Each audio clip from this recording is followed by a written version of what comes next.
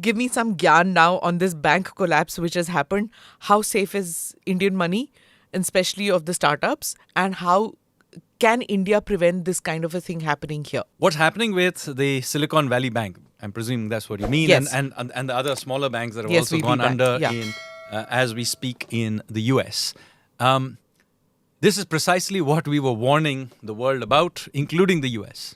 So you go back to the COVID period, and you will see leading economists, including some who have won Nobel Prizes like Stiglitz and Krugman, and of course many NRI economists based in the West, telling us, go out there and spend helicopter money, monetary and fiscal expansion, it does not matter, and so on. And you will remember that many of us who were in government, and myself personally, we were continuously saying, bad idea. This is not a demand-side shock to start with. This is a supply-side shock. And pushing in all this fiscal and monetary resources in this massive burst is going to create bubbles. Many developing countries have gone under, Pakistan or Egypt or Sri Lanka and so on. But even developed countries have ended up with massive debts, and also this rush of liquidity in then created all this dislocation in the Silicon Valley Bank as one example of it. What happened? They got a lot of money. They didn't know what to do with this. So they put them, I can't believe they did it, very frankly. They stuffed them into long bonds. Now, anybody who has even done the first undergraduate class of any bond maths when they're doing their finance course will know that any increases in interest rates will lead the bonds to crash. They put them in these 10-year treasuries, and inevitably when interest rates went back, the prices of those bonds collapsed, and essentially they went bankrupt. I can't believe this happened.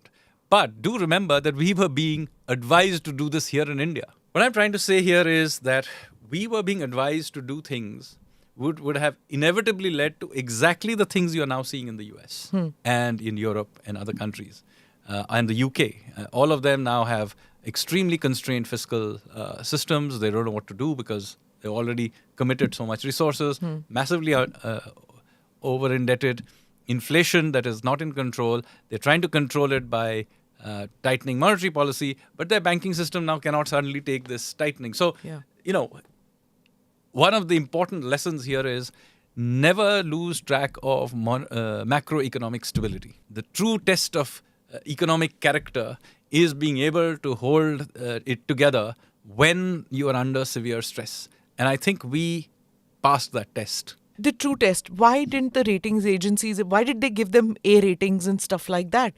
The bank. This is a common problem. And this happened because of two reasons.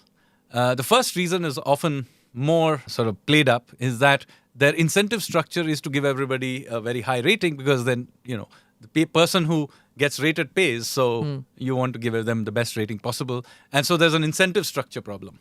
And there is a lot of debate about the agency problem, incentive structures, etc. But in my view, this is only one part of the problem. The other part of the problem, a more severe problem, is that even if you sorted out all these agency problems, it wouldn't do anything, is that frankly, the future is unknowable. So therefore, what you need to do is to create buffers in the system in various ways and really look through their balance sheets and stress test them over and over again. And that is unfortunately not done very much. So it's not the case just that the rating agencies have an incentive problem.